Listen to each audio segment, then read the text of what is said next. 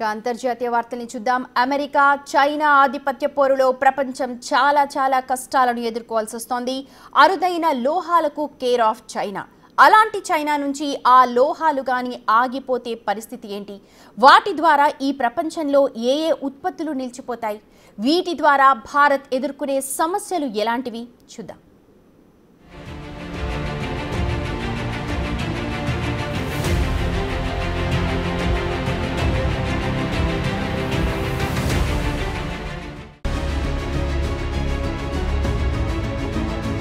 శేషాచలం అడవుల్లోని ఎర్రచందనం ఎలాగో, ఆంధ్ర ఒడిశా బార్డర్ విశాఖ ప్రాంతంలో పండే గంజాయి ఎలాగో, చైనా భూభాగంలోని అరుదైన లోహాలు కూడా అలాగా.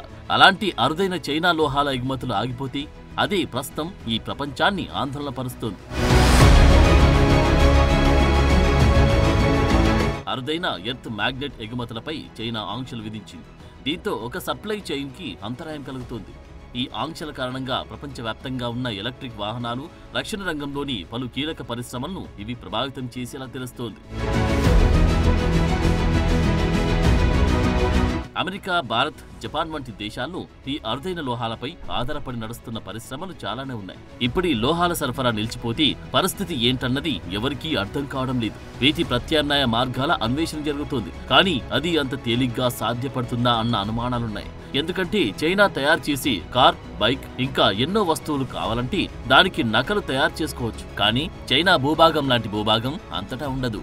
ఈ భూభాగంలోని అరుదైన లోహాలు అన్ని చోట్ల దొరకవు. మరి ఏం చేయాలి? ఇప్పుడిదే అతిపెద్ద ప్రశ్న.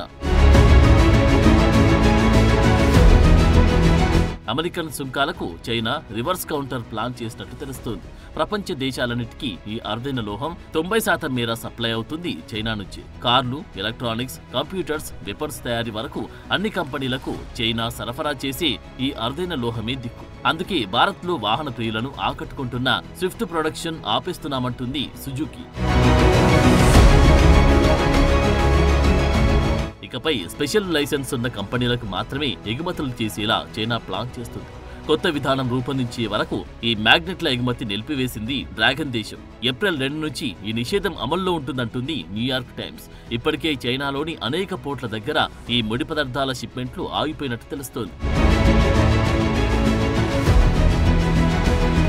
చైనా ఈ లోహాలు, మ్యాగ్నెట్లను ఆపేస్తే అమెరికాలోని చాలా కంపెనీలకు కష్టకాలం తప్పదు. అమెరికన్ డిఫెన్స్ మినిస్ట్రీస్ తో కాంట్రాక్టులు కుదుర్చుకుని వెపన్స్ తయారు చేస్తున్న లాకిడ్ మార్టిన్ తో పాటు టెస్లా, యాపిల్ వంటి కంపెనీలపైన తీవ్ర ప్రభావం చూపుతుంది. భూమిలోంచి తవ్వి తీసే అరుదైన మూలకాలు, లోహాలతో పాటు మ్యాగ్నెట్ల ఉత్పత్తిలో చైనా ఎప్పటినుంచో ఫస్ట్ ప్లేస్ లో ఉంటుంది. ఇక్కడి నుంచి వివిధ రంగాలకు అవసరమయ్యే లోహాలు సరఫరా అవుతున్నాయి. మయన్మార్, లావోస్ నుంచి కూడా ఇవి సరఫరా అవుతున్న ఆ సప్లై చైన్ లోనూ చైనా పాత్ర ఎంతో కీలకం. దీంతో ఈ అరుదైన మూలకాలు, లోహాల కోసం ప్రపంచ దేశాలన్నీ డ్రాగన్ కంట్రీపై ఆధారపడక తప్పని స్థితి. చైనా నుంచి సప్లై జరిగే 17 అరుదైన మూలకాలను ఎలక్ట్రిక్ కార్లు, మోటార్లు, డ్రోన్లు, రోబోలు, జెట్ ఇంజిన్లు, లేజర్ పరికరాలు, కార్ల హెడ్లైట్లు, స్పార్క్ ప్లగ్లు, కెపాసిటర్లు, కంప్యూటర్ చిప్లు, ఏఐ సర్వర్లు, స్మార్ట్ ఫోన్ల తయారీలోనూ ఈ లోహాలు, మూలకాలతో పాటు మ్యాగ్నెట్లను వాడుతుంటారు. చైనా సప్లై చేసే ఈ లోహాల్లో samarium, gadolinium, terbium, dysprosium, lutetium, scandium, yttrium వంటి కీలక మూలకాల ఎగుమతులు ఎప్పుడు నిలిచిపోతాయో ఎన్నో రంగాలకిది భారీగా షాకులిచ్చేలా తెలుస్తోంది.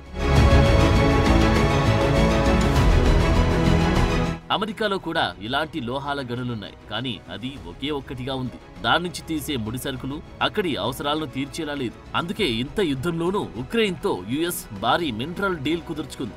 ఉక్రెయిన్ కాబట్టి దానికంటూ నాటో బలగాలతో పనుంది కాబట్టి ఒప్పుకుంది. అదే చైనాకు అలాంటి అవసరమే లేదు. మరి డ్రాగన్ ని ఎలా దారికి తేవాలన్నది అతి పెద్ద టాస్క్ గా మారింది ట్రంప్ సర్కార్కి.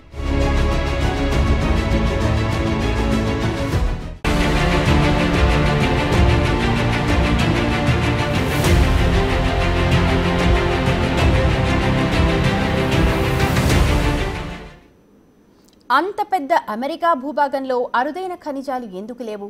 ఉన్నా వాటి తవ్వకాలకు అడ్డొస్తోన్న తలనొప్పులేంటి? 24 గంటలు ఇతర దేశాలపై ఆధారపడ్డమేనా? ఇటు సర్వీస్ పరంగా చూస్తే భారత్, ప్రొడక్షన్ పరంగా చూస్తే చైనా, చాకరీ పరంగా చూస్తే ఆఫ్రికా, ఫుడ్ పరంగా చూస్తే మెక్సికో, మార్కెట్ పరంగా చూస్తే రకరకాల దేశాలు. ఏంటి అమెరికా దుస్థితి?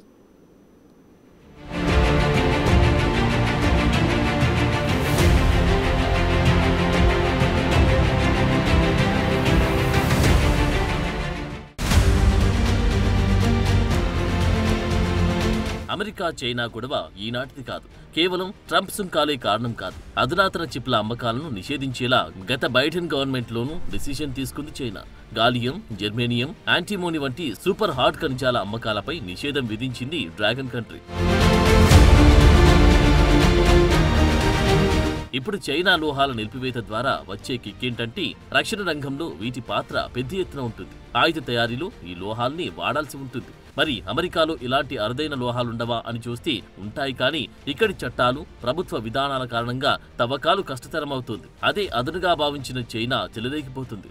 అంత పెద్ద అమెరికాను అన్నిటికీ తనపై ఆధారపడేలా చేసి ఆడిస్తోంది. దీన్నే కట్టడి చేయాలంటారు ట్రంప్. కానీ అది చూస్తే ఏదో ఒక విధంగా సాధ్యం కాని దుస్థితి.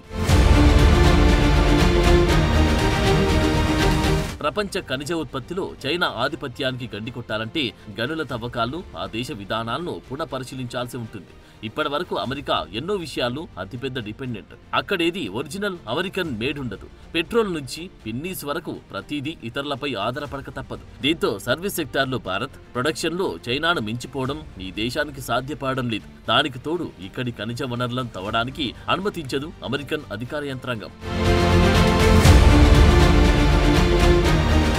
యుఎస్ జియోలాజికల్ సర్వే ప్రకారం చైనా ప్రస్తుతం అమెరికా జెర్మేనియం అవసరాల్లో 54% మేర అందిస్తుంది. ఇక సెమీ కండక్టర్లలో వాడే గాలియంను 1987 నుంచి యుఎస్ లో తవ్వడం లేదు. జపాన్, జర్మనీ, చైనా నుంచి దిగుమతి చేసుకుంటుంది. చిన్న మొత్తంలో ఇక్కడ ఖనిజ లోహాలున్నా వాటిని కావాలనే తవ్వనివ్వడం లేదు. పర్యావరణ పరంగా మన దేశం బాగుండాలన్న కోణంలో అన్నింటికీ ఇతరుల మీద ఆధారపడమే అధికం. బేసిక్ గా అమెరికన్ సైకాలజీ ఎలాంటిదంటే ఆ దేశ పౌరులకు అన్ని సమయానికి అందచేయడమే. ఇదే ఆ దేశ పరిపాలన ముఖ్య ఉద్దేశం. అందుకే యుఎస్ తన దగ్గరున్న ఆయుధాలతో పెద్దన్న పాత్ర పోషిస్తూ నయానా భయానా ఇతర దేశాల నుంచి తమకు కావలసిన అవసరాలు తీర్చుకుంటుంది. ఇంపోర్ట్ పైనే ఎక్కువ ఫోకస్ పెడుతుంది. ఒక రకంగా చెబితే తమ దేశం మాత్రం పర్యావరణ పరంగా పుష్కలంగా ఉండాలి. తమకు కావలసిన వస్తువులు ఇతర దేశాలు ఏమైపోయినా తవ్వేసి లాక్కోవాలి. ఇదే బేసిక్ అమెరికన్ థియరీ. అప్పటికి అమెరికాలో కొన్ని సంస్థలు ఖనిజాలను వెలికితీసి మార్గాలను అన్వేషిస్తున్నాయి. ఉదాహరణకు వెస్ట్ వర్జీనియాలోని పాత బొగ్గుగని, నార్త్ డకోటాలోని లిగ్నైట్ వంటి మూలకాలను తవ్వడానికి ట్రై చేస్తున్నారు. ఇడాహోలో యాంటీమోని గనిని సైతం ఇలాగే తవ్వే యత్నం చేస్తున్నారు. ఎందుకుగాను రక్షణ శాఖ నుంచి $5 లక్షల గ్రాంట్ను తీసుకుంది కంపెనీ. ప్రస్తుతం ఈ యాంటీమోని సరఫరా 90% వరకు చైనా, రష్యా, తజకిస్తాన్ దేశాల నుంచే జరుగుతుంది. చైనాను ఎలాగైనా సరే దారికి తేవడంలో భాగంగా ట్రంప్ రకరకాల ప్రయత్నాలు చేస్తున్నారు.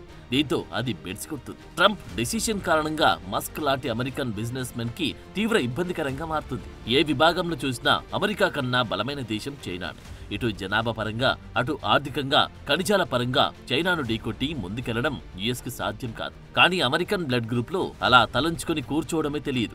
ఏదో ఒక రకంగా దారికి తెచ్చుకోవడంలో అనుక్షణం పావులు కదుపుతూనే ఉంటుంది యుఎస్ అడ్మినిస్ట్రేషన్. ఇక్కడ ట్రంప్, బైడెన్ తేడా లేదు. అధ్యక్షుడు ఎవరైనా సరే ఇదే తరహా పాలన కొనసాగుతుంది. ఇరుగు పొరుగున ఉన్న కెనడా, మెక్సికోలతోని యుఎస్ ఎడమొహం పెడమొహంగా ఉంటుంది. 25% సుంకాల దెబ్బకు కెనడియన్లు అమెరికాలో అడుగు పెట్టకూడదంటూ ఒట్టేసుకున్నారు. దీంతో అమెరికన్ టూరిజం పడకేసిన సంగతి తెలిసింది. మెక్సికన్లు దేశంలోకి చొరబడకుండా ఉండేలా గోడ కడతానంటారు ట్రంప్. ఒకవేళ అలాంటిదే జరిగితే అమెరికాలోని పారిశుద్ధ్యం ముక్కుపుటాలను అదరగొడుతుంది. అంతేనా, రుచికరమైన వంటలకు కూడా అలమటించాల్సి వస్తుంది. ఒక పక్క చూస్తే మేక్ అమెరికా గ్రేట్ అగైన్ అంటున్న ట్రంప్ ఉద్దేశం ఏంటి? ఇతరులను తమ దేశానికి రానివ్వకుండా చేసి వారు చేసే పనులు స్థానిక అమెరికన్లు దక్కించుకోవాలని. కానీ ఇప్పటికే ప్రపంచ భోగాలన్నిటినీ అప్పనంగా అనుభవించిన అమెరికన్లు కాయకష్టం చేసి తమకు అవసరమయ్యే ఉత్పత్తుల తయారీ సాధ్యమయ్యే పనేనా అన్నదొక ప్రశ్న. చైనాను ఎలాగైనా సరే బీట్ చేయాలని భావించింది యుఎస్. ఆ దేశ ఆధిపత్యాన్ని సహించేది లేదంటూ తెగేసి చెబుతోంది. యూరోపియన్ కంట్రీస్ తో కలిసి ట్రంప్ చేస్తున్న ఈ వాణిజ్య యుద్ధం ఇప్పుడు ఖనిజ యుద్ధంగాను మారుతుంది. మరి దీనికి ట్రంప్ తగిన పరిష్కారం కనుక్కుంటారా, లేక తమ సొంత భూముల్లోని ఖనిజాలని తవ్వుకొని ఇదే ప్రత్యామ్నాయ మార్గంగా భావిస్తారా చూడాలంటున్నారు అంతర్జాతీయ వ్యవహారాల నిపుణులు.